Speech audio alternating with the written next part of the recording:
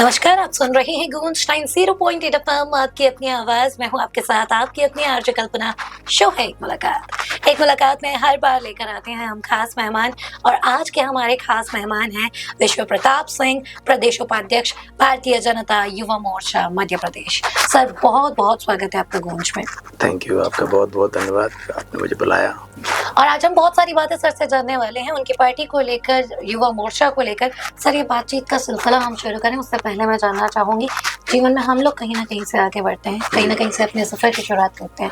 ऐसे में राजनीति के आपके सफर की शुरुआत कैसे हुई? आप ये मानिए कि मैंने अपने दादाजी को जिस तरीके से अपने घर वालों को देख के हम आगे की रास्ता देखते हैं, जैसे घर वाले हमारे चलते हैं, हम ज़्यादातर देखते हैं कि हमारा रवैया घर वालों से रहता है। लोग कहते नहीं, आपके संस्कार दिखते हैं आपके परिवार से रिलेटेड। तो शुरू से देखता हूँ कि बाबा जिस तरीके से समाज सेवा में सदैव हर स्थिति में हर समय लोगों के बीच में रहते थे, मैं ये देखता था, वही चीज़ मेरे अंदर भी आई। और सिर्फ लोगों की मदद करते करते मुझे नहीं पता चला कि मैं राजनीति में भी आऊँगा, मेरा कोई ऐसे प्लान नहीं था, लेकिन मैं लोगों के बीच में सदैव रहा और आज भी उसी गति से हूँ कि लोगों के बीच में मुझे पहुँचना, उनकी मदद करना, मुझे लगता है ये मेरी पहली प्राथमिकता है। मैं अपने काम मेरे छूट जाते हैं, मुझे खुद के कामों का ध्यान नहीं रहता। जब मुझे किसी और की समस्या सामने आती है तो मुझे नहीं पता था कि मुझे सभी लोग इतना प्यार देंगे कि मैं राजनीति में भी आ जाऊंगा। जी सर, राजनीति की हम बात कर रहे हैं और राजनीति में अभी जो सबसे ज्यादा कोई अट्रैक्ट होता है तो वो होता है यूथ। और कई बार शायद उन्हें पता भी नहीं होता कि राजनीति के अगर उन्हें शुरुआत करनी है तो वो कैसे करें। इसी के साथ आप प्रदेश उपाध्यक्ष हैं युवा मोर्चा के, तो आप क्या कहना चाहेंगे जो लोग राजनीति में आने के इच्छुक हैं, कैसे अपनी शुरुआत करें? बहुत अच्छा क्वेश्चन है, क्योंकि यूथ के लिए आज राजनीति में आना उनके लिए बहुत एक कुछ तो शौक के लिए आना चाहते हैं, कुछ सेवा के लिए आना चाहते हैं, कुछ सोचते हैं कि बहुत अच्छा है। लेकिन मैं ये कहना चाहूँगा अपने सभी युवा भाइयों से कि जो भी राजनीति में जिस तरीके से भी आना चाहते हैं, एक चीज़ रखें कि हमें अगर राजनीति आप अपने लिए नहीं, आप ऐसे लोगों के लिए आइए जिनका कोई नहीं है, जिनकी मदद नहीं कोई करता है। आप ऐसे लिए आइए कि जो सरकार की योजनाएं हैं, जो निचले स्तर पर गरीब लोगों तक और लास्ट गांव तक जो नहीं पहुंचती हैं, वो आप क्या पहुंचा पाएंगे। आप एक सेवा भाव से जाएंगे तो आप बहुत अच्छे फील्ड में जा रहे हैं। लेकिन आप अपने शौक से जा रहे हैं या अपने पढ़ाई छोड़ के अगर ऐसे सिर्फ शौक के लिए करना चाहते हैं तो आप इसमें ना जाएं तो ज़्यादा बेटर है। लेकिन आप कुछ कर गुजरने की क्षमता रखते हैं तो आप राजनीति में भी आ सकते हैं और राजनीति में ना आकर भी कर सकते हैं। देश हित के अगर आपके मन में है सेवा भाव तो आप आइए, और मैं कहता हूं कि अच्छे लोग आए राजनीति में, यही हम चाहते हैं। जी, इससे तरह अगर मैं बात करूं, आपने बोला कि युवा की अभी हम बात कर रहे हैं और सोशल मीडिया एक बड़ा इम्पोर्टेंट रोल प्ले करता है, तो क्या आपको लगता है सोशल मीडिया की राजनीति और जो जमीनी राजनीति है उसमें कितना फर्क है? मैं ये कहना चाहूंगा, सोशल मीडिया पे अगर आप जमीनी राजनीति कर रहे हैं तो आप जरूर सोशल मीडिया पे दिखाइए। सोशल मीडिया पे आप देखते होंगे 100 लोग व्यू कर रहे हैं, 1000 लोग देख रहे हैं, लाखों लोग देख रहे हैं। एक आपका छोटा सा मैसेज लाखों के बीच में स्प्रेड हो सकता है। आप अच्छे से अच्छा मैसेज सोशल मीडिया के माध्यम से दे सकते हैं। और अगर आप जमीनी वर्क करेंगे तो ही राजनीति सोशल मीडिया पर भी दिखा पाएंगे। और ये आपने बहुत से लोग देखे होंगे जो सिर्फ सोशल मीडिया तक सीमित हैं, जो सिर्फ शॉर्ट फॉर्म में कर रहे हैं, जमीन पे नहीं है, वो ठीक नहीं जी। लेकिन आप जमीनी राजनीति कीजिए और उसको सोशल मीडिया पर भी दिखाइए, ताकि आपको देख के जितने भी लोग आपको फॉलो करते हैं, आपसे इंस्पायर्ड है, तो कुछ नया चेंज युवाओं में आएगा। और जल्द से जल्द वो मैसेज भी लोगों तक पहुंचता है सोशल मीडिया के माध्यम से। दोनों ही बेहद जरूरी हैं, पर दोनों साथ में लेके चलिए, दोनों आज जरूरी हैं। और इसी के साथ अगर मैं बात करूं, परिवारवाद राजनीति में एक बड़ा प्रश्न चिन्ह लगाता है, चाहे वो कोई भी पार्टी हो। ऐसे में आपकी पार्टी की अगर मैं बात करूं, अगर कोई व्यक्ति जो परिवारवाद, जो जिसका कोई परिवार बैकग्राउंड नहीं है, ना जिसके दादा परदादा कोई भी राजनीति में नहीं थे, क्या ऐसे लोग राजनीति में ग्रो कर सकते हैं या फिर वो राजनीति में आने की सोच ही छोड़ दें? नहीं, मैं तो कहता हूँ बीजेपी पार्टी हमारी इसी से निर्मित है। आप देखिए, हमारे प्रदेश अध्यक्ष देखिए आप, हेमंत खंडेलवाल जी। किसी ने सोचा था कि प्रदेश अध्यक्ष बनेंगे? किसी ने सोचा था नितिन नवीन जी क्या वो राष्ट्रीय अध्यक्ष बनेंगे?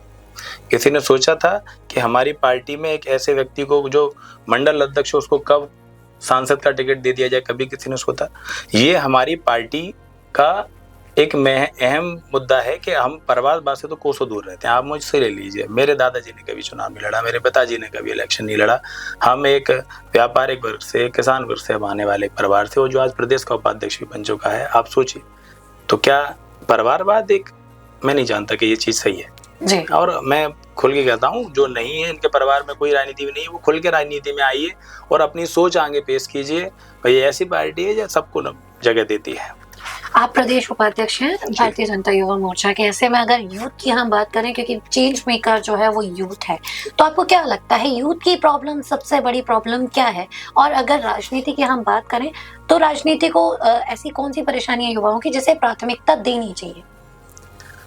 यूथ की आप आज सबसे बड़ा विषय है कि वो रोजगार से थोड़ा सा दूर है, वो कहीं ना कहीं गलत दिशा में भी जा रहा है।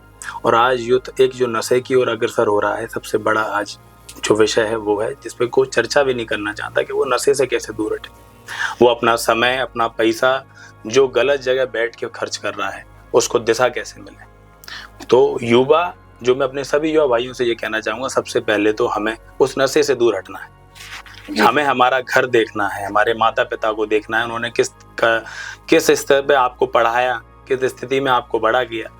और उसके बाद हम किसी दूसरे से आकर्षित होकर हम नशे की ओर अक्सर हो जाते हैं, गलत कामों की तरफ आ जाते हैं, क्योंकि युवा बहुत तेजी से आगे बढ़ने की सोचता है। शॉर्टकट आजकल देख रहे हैं, आप देख रहे होंगे, शॉर्टकट बहुत गलत चीज है जी। आप प्रॉपर पहले सीखिए, और मैं कह रहा हूँ आप जितना ज्यादा सीखेंगे उतना अच्छी दिशा में जाएंगे। और अपने घर वालों को आगे लेके चलिए, घर वालों को पूछिए, फिर कोई डिसीजन लीजिए जी। और आपने सुना होगा परिवर्तन संसार का नियम है, और जैसे जैसे परिवर्तन हो रहा है कहीं ना कहीं वो हमें बहुत ज्यादा अफेक्ट कर रहा है। तो जब भी आप गलत दिशा में जा रहे हैं, एक बार सबसे पहले किसी के बारे में अगर आप सोच सकते हैं तो आपका परिवार है, जिसे आपको सबसे पहली प्राथमिकता देनी चाहिए।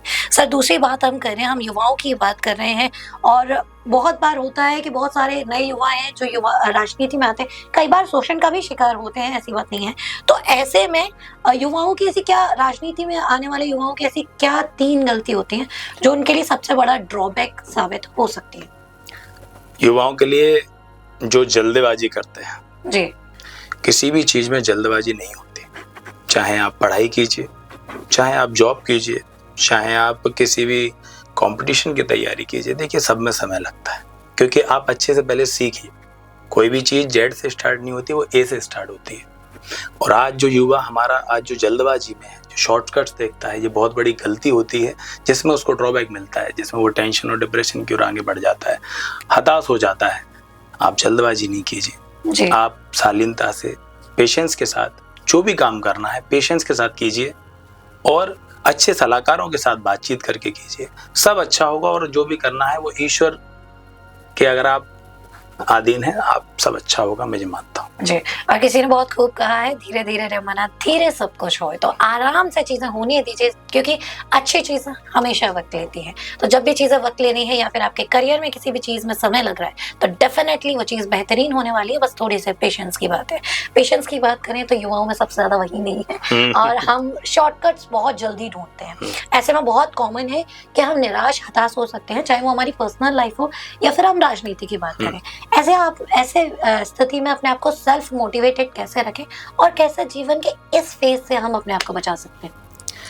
देखिए, इसमें आपने पहले ही इसका जवाब दिया कि वो शॉर्टकट साथ में रखेंगे तो वो सेल्फ मोटिवेट खुद को कैसे कर पाएंगे। शॉर्टकट्स आप, मैं कहता हूँ ये मेरे हिसाब से तो पूरी तरीके से गलत है।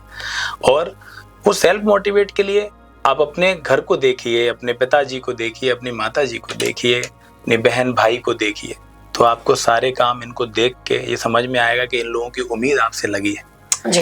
ये देखना चाहते हैं। हर व्यक्ति को ऐसा लगता है कि जो मेरा भाई है या मेरी बहन है, अगर वो पढ़ाई कर रही है तो अच्छी पढ़ाई करे, कोई जॉब कर रही है तो इसमें और प्रमोशन हो।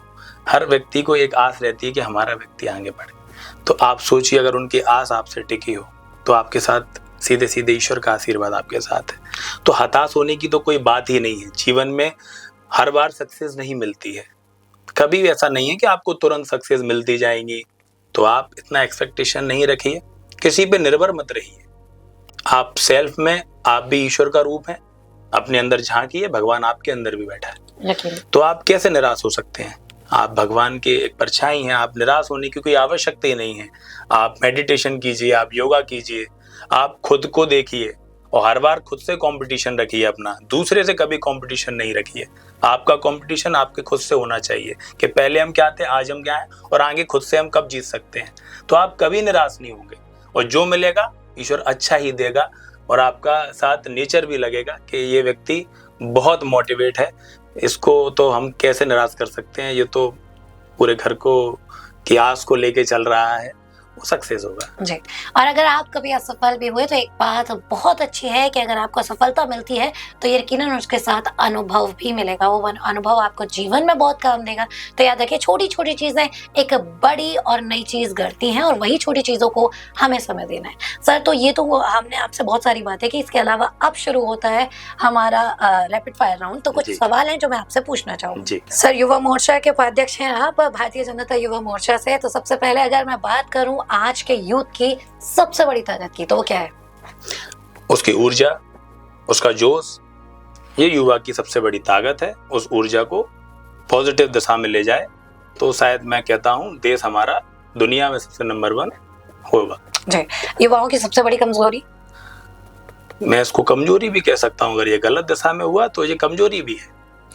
जी। युवाओं का सबसे ज्यादा ध्यान किस पे देना चाहिए, जॉब्स या एंटरप्रेन्योरशिप? मेरे हिसाब से दोनों ही चीज उनके लिए बेहतर है। जिस चीज में वो जितना अच्छे से कर सकता है उस काम की ओर अग्रसर हो, जिसमें उसका इंटरेस्ट हो इन दोनों में। जिसमें इंटरेस्ट नहीं हो फिर भी किसी दबाव के कारण अगर वो उस गलत फील्ड में जा रहा है तो वो सक्सेस नहीं होगा और निराश होगा जी। तो जिन दोनों में से जिसमें भी उसका इंटरेस्ट हो वो आप उसमें जा सकते हैं। युवा को किस पे ज्यादा फोकस करना चाहिए, डिग्री या स्किल? डिग्री भी और स्किल्स भी, मैं इसमें भी दोनों के लिए जाऊंगा जी, क्योंकि इसमें भी आपका युवाओं के लिए उसका पूरा कैरियर इसमें लगा हुआ है। तो वो जिस चीज से उसका मेरे हिसाब से दोनों के लिए जाना चाहिए। दिखावे की दुनिया में सोशल मीडिया इन्फ्लुएंसर युवा बनता जा रहा है, तो वो सोशल लीडर कैसे बने? देखिए, अब कोई शुरुआत सोशल लीडर बन के सोशल मीडिया की ओर जाता है, कोई इन्फ्लुएंसर के दुनिया से बढ़ के सोशल लाइफ जीता है। तो वो दोनों ही रास्ते चुन सकता है जी। कोई किधर से शुरुआत करता है तो कोई किधर से करता है। तो मैं कह रहा हूँ कि दोनों ही मेरे हिसाब से जिस तरीके से शुरुआत करते हैं, कहीं ना कहीं युवा अगर किसी की मदद करने के लिए कोई भी फील्ड चुन सकता है। और आज युवा अगर किसी ऐसे की मदद करता है जिसके साथ कोई नहीं है तो मैं उसको बहुत अच्छा मानता हूँ। हर युवा को जो 20 से 25 साल की उम्र में है, कौन सी एक स्किल है जो जरूर सीखनी चाहिए? उसको मेरे हिसाब से तो अपनी पढ़ाई पूरी अच्छे से करनी चाहिए। ये वो एज है जब वो अपनी पढ़ाई अंतिम छोर पे करने के लिए पहुंचता है जी। और साथ में उसको कोई ना कोई ऐसी चीजें सीखनी चाहिए जिसमें उसको इंटरेस्ट हो, चाहे वो स्पोर्ट हो। स्पोर्ट्स छोड़ चुके हैं आज के युवा, स्पोर्ट्स की दुनिया से थोड़ा सा दूर हट रहे हैं। आप किसी न किसी स्पोर्ट्स को पकड़े रहिए, वो उसमें भी आगे जाइए। तो ये मैं मानता हूँ कि वो अपने इंटरेस्ट के हिसाब से उसको आगे जाना चाहिए। बस मेन बात ये है कि वो इंटरेस्ट सही जगह होना चाहिए, गलत नहीं होना चाहिए। उसका समय बहुत कीमती होता है। ये जो आपने एज बोली है 20 से 25 का, इसमें उसका पूरा करियर बना होता है। इसमें उसको बहुत कुछ सीखना होता है इस फील्ड में, इस एज में। इसी के साथ बात करूँ, एमपी के युवाओं के लिए कोई एक बदलाव लाने का मौका मिले तो आप क्या बदलाव युवाओं के लिए लाएंगे? आप देखिए कि आज पूरा देश युवा होता जा रहा है। आज हमारा पूरा देश युवाओं की ओर झुक रहा है। आज युवा नेतृत्व कर रहा है। आज चाहे हमारे राष्ट्रीय अध्यक्ष नितिन नवीन जी हो, आप देखिए वो युवा, और धीमे धीमे आप देखिए सबको युवाओं के हाथ में कमान आती जा रही है, क्योंकि हमारा देश दुनिया में सबसे ज्यादा आगे आने वाला देश में से होने वाला है और हो चुका है, ये मैं मानता हूँ। तो आप ये मानिए कि जो युवा है वो इस चीज में सबसे अग्रसर है। मतलब यूथ लीडर हैं आप, ऐसे में क्या सजेस्ट करना चाहेंगे? अगर कोई एक स्पेसिफिक हम बुक की बात करें तो एक ऐसी किताब जो हर युवा को पढ़नी चाहिए। हर युवाओं को विवेकानंद जी की जयंती, वो विवेकानंद जी की जो बुक है उनकी जीवनी की, वो जरूर पढ़नी चाहिए। वो अगर वो पढ़ेंगे तो उनको समझ में आएगा कि जीवन में संघर्ष क्या चीज होती है। जो हमने किया है, मैं कहता हूँ मैंने भी नहीं कुछ किया। जब युवा आज जो इतना इजी लाइफ में जी रहा है, एक बार वो जीवनी पढ़े, उसको समझ में आएगा कि जीवन क्या है। जीवन उनकी जीवनी पढ़ने से उसको बहुत कुछ मिलेगा, मैं ये मानता हूँ, बहुत कुछ। जब हम दूर से देखते हैं तो हमें लगता है कि हम ये बदलाव कर सकते हैं, वो बदलाव कर सकते हैं। तो आज का युवा अगर राजनीति बदल सकता है या फिर उसे पहले खुद को बदल लेना चाहिए? पहले वो खुद को बदले, अपने आसपास के वातावरण को बदले, अपने दोस्तों में पॉजिटिव चीज लाए, जब वो पहले खुद को बदलेगा तब राजनीति बदलने की दिशा में जाएगा।